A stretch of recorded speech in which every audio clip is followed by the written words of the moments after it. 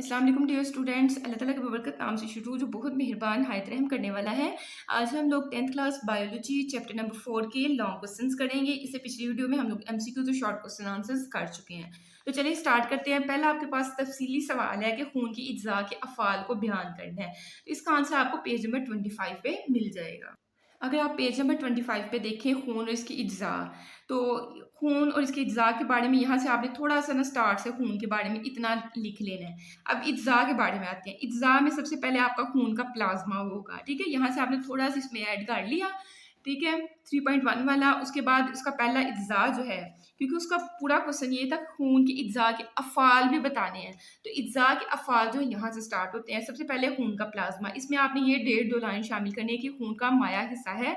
Plasma का 90 से 92% पानी, 7 से 9% प्रोटीन्स और 1% दूसरे मादों पर मुश्तमिल होता है। इसका काम क्या होता है? खुलियात, ग़िज़ाई अज्जा, हार्मोन्स और फुज़ला को पूरे जिस्म में मुंतकिल करना है। तो पहला फ़ाल खून का प्लाज्मा में आप ये थोड़ी सी डिटेल बस ऐड करोगे। उसके बाद आप सेकंड वाले पे आ जाओगे। सेकंड में आपके पास है ब्लड सेल्स आपके पास आएँगे, ठीक है? ये सेल्स की तरह की इसमें आप सबसे पहले रेड ब्लड सेल्स के बारे में बताओगे। जितना आपने फर्स्ट वाले शॉर्ट क्वेश्चन में किया, कम से कम आप इतना लिखें या थोड़ा-सा इंक्रीज़ कर लें, क्योंकि लॉन्ग है। जितना आप लंबा थोड़ा लिखेंगे, उतने अच्छे मार्क्स आने के चांसेस होंगे। उसके बाद व्हाइट ब्लड सेल्स में मैंने आपको ये वाला पॉइंट शॉर्ट में, ये वाला पॉइंट और ये वाला पॉइंट करवाया हुआ, ये तीनों पॉइंट्स आप लोग ऐड कर लीजिएगा। उसके बाद जो है शॉर्ट क्वेश्चन जो फर्स्ट वाला है, उसमें हमने ग्रेनुलोसाइट्स की ये वाला पॉइंट भी और ए ग्रेनुलोसाइट्स का ये वाला पॉइंट भी शामिल किया, ये भी आपने लॉन्ग में लिखना है। उसके बाद आपने प्लेटलेटिस के बारे में थोड़ा सा लिखना है। यहाँ से लेके यहाँ तक मैंने पॉइंट करवाया हुआ है शॉर्ट में, ये वाला ये सारा कुछ आपने ऐड करके और आपका फर्स्ट वाला लॉन्ग क्वेश्चन जो है यहाँ तक आप लेके जाओगे, ठीक है। आपने हर एक में से थोड़ा थोड़ा, और जो बच्चे सारा कर सकते हैं वो सारा जो है वो शामिल कर सकते हैं। उसके बाद आपके पास सेकंड में लॉन्ग क्वेश्चन है, वजाहत करें कि खून इंसानी जिस्म में मवाद की नकलो हमल ट्रांसपोर्ट कैसे करता है। अब इसका बुक पे आपको एग्जैक्ट आंसर नहीं मिलेगा, तो इसका आंसर जो है मैंने पीडीएफ की सूरत में लिखा हुआ है। मैं मोबाइल पे ही आपको रीडिंग करवा देती हूँ, आपने इसको अच्छे तरीके से जो है वो समझ लेना है। तो देखिए मोबाइल पे अगर आप लोग देख के अगर सही से आपको नजर आ रहा है, तो यहाँ से स्टार्ट करेंगे। इंसानी जिस्म में खून एक मुतहर्रिक दरिया की मानद है, जो दिल की वेन्स और आर्टरीज पंप करने की वजह से शरियानों के ज़रिए मुसलसल गर्दिश करता है। ये दरअसल 4 तरीकों से मवाद की नकलो हमल का फ़रीज़ा सरंजाम देता है। इसमें डायरेक्ट टू द पॉइंट लिखा हुआ है, बुक में ये बहुत लंबा है, ठीक है। सबसे पहला आप पॉइंट लिखेंगे गैसों का तबादला और नकलो हमल में। जब हम सांस लेते हैं तो ऑक्सीजन फेफड़ों में जाती है, वहाँ खून की सुरख खुलियात में ऑक्सीजन को जज़ब कर लेते हैं।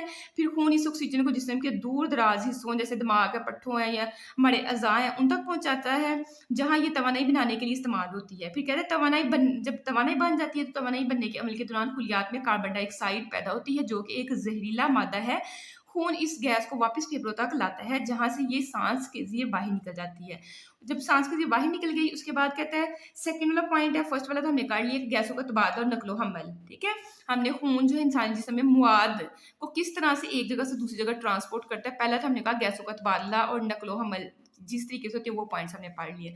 फिर सेकंड वाला हमारे पास होगा ग़िज़ाई अज्जा की तरसील, कि जो खाना हम खाते हैं वो हमारे निज़ाम में हज़म यानी कि छोटी आंत में जाकर एक बरीक ज़रात ग्लूकोज, अमीनो एसिड और फैटी एसिड में तब्दील हो जाता है। ये तमाम ग़िज़ाई अज्जा आंतों की दीवारों से गुजरकर खून को माया हिस्से में शामिल हो जाते हैं। फिर खून इन अज्जा को जिस्म की हर खुली तक पहुँचाता है, ताकि खुलियात ज़िंदा रह सकें, अपनी मरम्मत कर सकें और जिस्म को ताकत दे सकें। फिर थर्ड वाला आपका होगा बिगाड़ और फासिल मादों का जिस्म से इखराज होना है। थर्ड वाली आप हेडिंग ये लगाओगे, जिस्मानी खुलियात में होने वाले मुख्तलिफ कीमियाई अमल के नतीजे में कुछ नुकसानदा मादे पैदा होते हैं, जैसे कि यूरिक एसिड और इज़ाफ़ी नमकियात।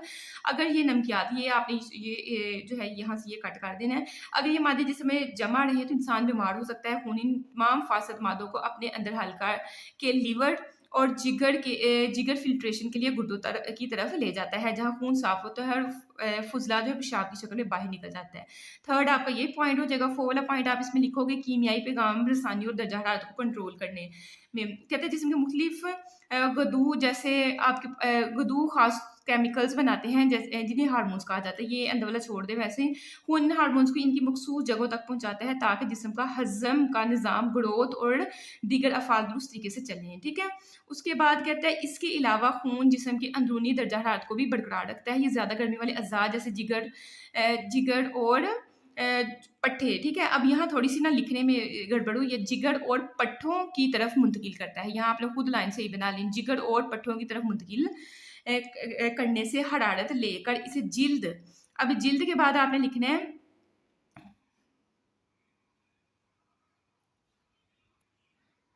तो आपने यहाँ से लिखना है कि हरारत लेकर इसे जल्द 30 डिग्री सेल्सियस दर्जा हरारत करता है। जैसे मैं बोल रही हूँ वैसे आपने लिखना है, ठीक है? और उसके बाद आपके पास जो है इस तरह से दर्जा हरारत बरकरार रहता है। यहाँ तक आपका जो है ये वाला लॉन्ग क्वेश्चन कंप्लीट हो जाएगा। उसके बाद आपके पास थर्ड वाला लॉन्ग क्वेश्चन है जो कि बहुत अहम है, दिल की साख्त को एक डायग्राम के साथ बयान करें। तो इसका आंसर जो है आपको पेज नंबर 28 पे मिलेगा। हेडिंग आपकी बनी हुई है दिल की साख्त, वैसे भी आपने इसमें शॉर्ट में चीज़ें की हुई हैं।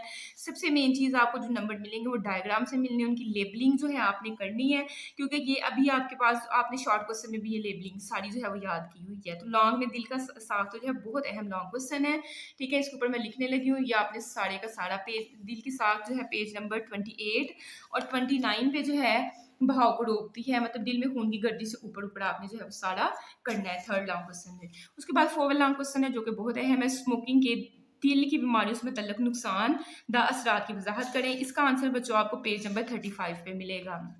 पेज नंबर 35 पे उसने हेडिंग बनाई हुई है कि दिल की बीमारियों से मुतल्लिक तंबाकू नोशी के नुकसानदा असरात। अब देखिए अगर आप इतना सा करते हैं तो ये बहुत शॉर्ट हो जाता है। आपने यहाँ से भी थोड़े से पॉइंट्स जो हैं वो ऐड करके, तो ये आपके पास पेज नंबर 35 वाला कंप्लीट आप लोग करेंगे तो आपका लॉन्ग क्वेश्चन अटेम्प्ट हो जाएगा। उसके बाद आपका लास्ट वाला लॉन्ग क्वेश्चन है, क्वेश्चन नंबर 5 कहता है आर्टरी, वेन और कैपिलरी की साख्त और अफाल बयान करने हैं, ठीक है? आर्टरी, वेन और कैपिलरी, इसका आंसर आपको पेज नंबर 30 पे मिलेगा। पेज नंबर 30 पे हम लोग अगर देखें तो आर्टरीज के लिए, मतलब 30 पेज पे आर्टरीज की अलहदा से हेडिंग उसको एक्सप्लेन किया हुआ है, कैपिलरीज को अलहदा से किया हुआ है और वेन्स को अलहदा से किया हुआ है।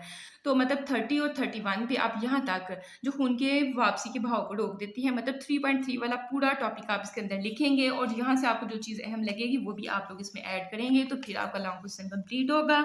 आई होप कि आपको वीडियो पसंद आई है। आपने क्या करना है कि चैनल को लाइक करना है और सब्सक्राइब करना है ताकि मैं नेक्स्ट वीडियो जो है अपलोड करूँ। Thanks for watching this video. अल्लाह हाफिज़।